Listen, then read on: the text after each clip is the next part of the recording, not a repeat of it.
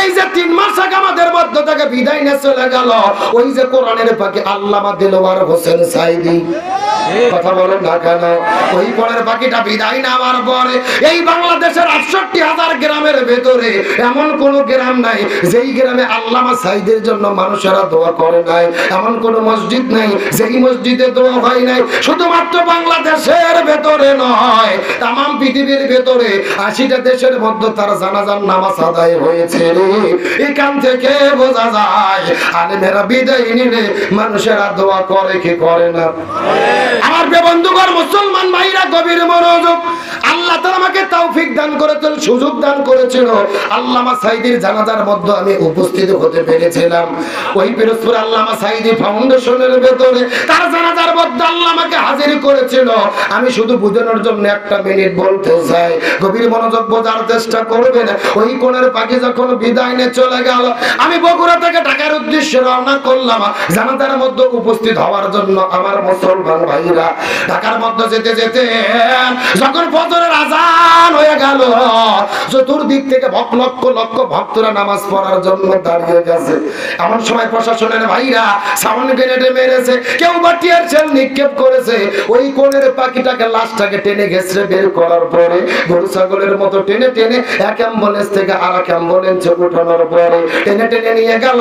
যেই মানুষটা 10 বছরের এমপি ছিল, যেই মানুষটা তামাম পৃথিবীর মধ্যে একজন শ্রেষ্ঠ মুফাসসির, কাবাঘরের মধ্যে ঢুকেছিনি নামাজের অনুমতি পাইল, কাবাঘরের ইমাম যার কপালের মধ্যে চুমু খাইল, যেই মানুষটার হাতে হাত রাখার পরে হাজারো মানুষ কালেমা পড়ে মুসলমান হয়ে গেল। ওই মানুষটার বিদায়ের পরে তার লাশের সঙ্গে যে জুলুম হয়েছে, আমার মনে হয় এই পৃথিবীতে এমন জুলুম আর একটাও হতে পারে না। আমার বন্ধুগণ, মুসলমান ভাইরা গভীর মনোযোগ। ওই কোরআনের পাখিটা আমাদের মধ্য থেকে ভিতরে চলে গেছে।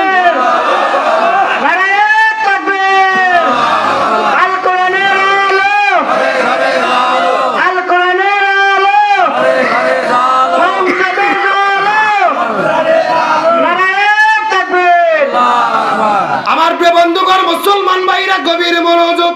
শুধুমাত্র একটা মেসেজ দেওয়ার জন্য আপনাদের মধ্যে আমার জীবনের মধ্য থেকে অভিজ্ঞতাটা বলতে চাই। আমি ঢাকায় যাওয়ার পরে ওই লাশটাকে টেনে গেছে যখন পিরোজপুরের দিকে নিয়ে যাওয়া হলো, ঘোষণা করা হলো যে বেলা 2টার দিকে আল্লামা সাইদির জানাজা হবে। আমরাও ঢাকা থেকে রওনা করলাম পিরোজপুরের দিকে। ওই 9টার দিকে যাওয়ার পরে দেখে আশ্চর্যজনক ঘটনা, যেই মাঠের মধ্যে কোরআনের পাখির জানাজা হবে ওই মাঠ থেকে কমপক্ষে 10-15 কিলো দূর পর্যন্ত হাজার হাজার গাড়ি দিয়ে রাস্তাগুলো ব্লক হয়ে গেছে। আর চতুর্দিক থেকে লক্ষ লক্ষ মানুষেরা চোখের পানি ফেলে কান্না করে করে করে করে করে পাগলের মতো ওই কোরআনের পাখিটাকে একবার দেখার জন্য তারা পঙ্গপালের মতো ছুটে আসতেছে। লিল্লাহ তাকবীর। আমার প্রিয় বন্ধুগণ, মুসলমান ভাইরা প্রায় 1 ঘন্টা কষ্ট করে ওই মাঠের মধ্যে যাওয়ার পরে লক্ষ্য করে দেখলাম ওই মাঠের মধ্যে যাওয়ার পরে 2টার দিকে জানাজা হওয়ার কথা, 12টার দিকে জোর করে যখন জানাজাটা পড়ানো শুরু হলো, আমি আমার জীবনের মধ্যে কত জানাজা দেখেছি, পিতা মাতা মারা গেলে সন্তান কান্না করে না, অথচ কোরআনের পাখির যখন জানাজাটা শুরু হয়ে গেল ওই লক্ষ লক্ষ মানুষেরা ছোট বাচ্চার মতো হাউমাউ হাউমাউ করে কান্না করা শুরু করলো। আমার মনে হচ্ছিল আল্লাহ হাসরের ময়দানের একটা চিত্র এই বাংলার জমিনে আল্লাহ তাআলা দেখায়া দিয়েছে। ওই মানুষটা আমাদের মধ্য থেকে বিদায় নিয়ে চলে গেল।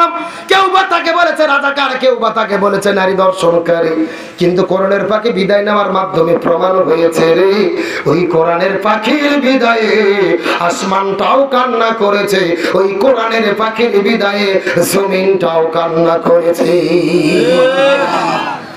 এখন হয়তো আপনারা প্রশ্ন করবেন, হুজুর কোরআনের পাখি বিদায় নিয়ে চলে গেল, আসমান জমিন কেমনে কান্না করলো, ব্যাখ্যা দেন তো দেখি। হাদিসের মধ্যে লক্ষ্য করলে তার ব্যাখ্যা পাওয়া যায়। ওই কোরআনের পাখি যখন আমাদের মধ্য থেকে বিদায় নিয়ে চলে গেল, এই বাংলাদেশের 64টা জেলার ভেতরে এমন কোন জেলা নাই যে জেলাতে গুড়ি গুড়ি বৃষ্টি নাজিল হয় নাই। এই 24 ঘন্টার ভেতরে তাম পৃথিবীর ভেতরে ঝিরি ঝিরি ঝিরি ঝিরি করে বৃষ্টি নাজিল হলো। 15-20 বছরের রেকর্ড বাংলাদেশে ভেঙে গেল। এই বাংলাদেশের রেকর্ড হলো পাবনায় বৃষ্টি হলে সিরাজগঞ্জে বৃষ্টি হয় না, আবার সিরাজগঞ্জে বৃষ্টি হলে ঢাকায় বৃষ্টি হয় না রে। অথচ কোরআনের পাখির বিদায়ের 24 ঘন্টার ভেতরে বাংলাদেশের 64টা জেলার মধ্যে আল্লাহ বৃষ্টি নাজিল করেছে।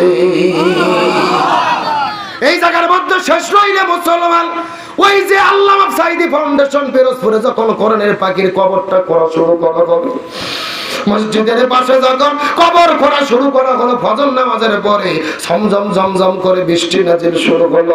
9টা পর্যন্ত বৃষ্টি চললো, কবর করা শেষ হয়ে গেল, বৃষ্টিটাও বন্ধ হয়ে গেল।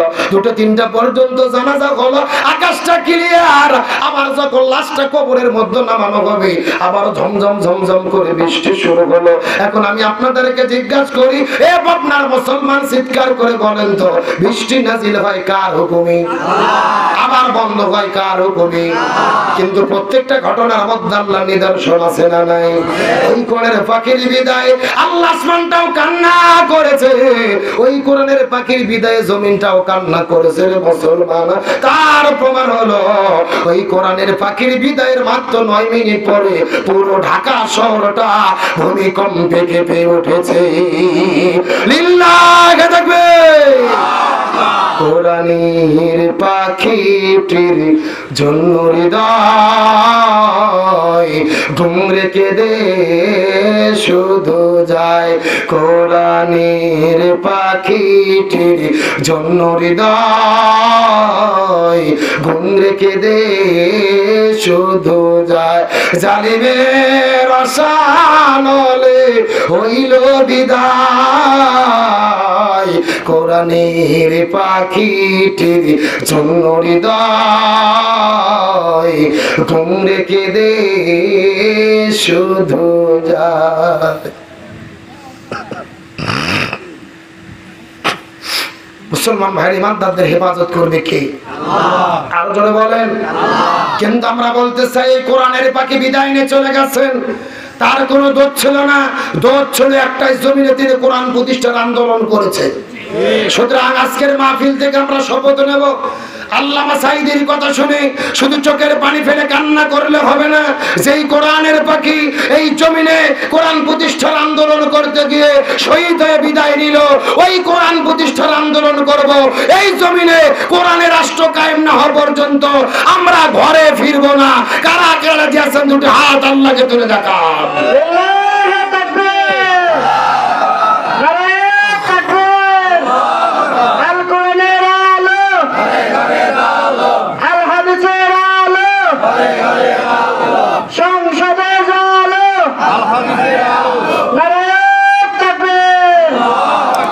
আপনাদের কি কষ্ট হয়? মন খারাপ করেন? তাহলে কি বোঝা গেল? আলেমদের মৃত্যুতে মানুষ কান্না করে কি করে না? ওই যে খাজা কুতুবউদ্দিন আলবেগ বিদায় নিয়েছে, তার মৃত্যুতেও মানুষেরা কান্না করতেছে। আলোচনাটা কি মনে আছে? মনে আছে তো আপনাদের? আলোচনা চলছে।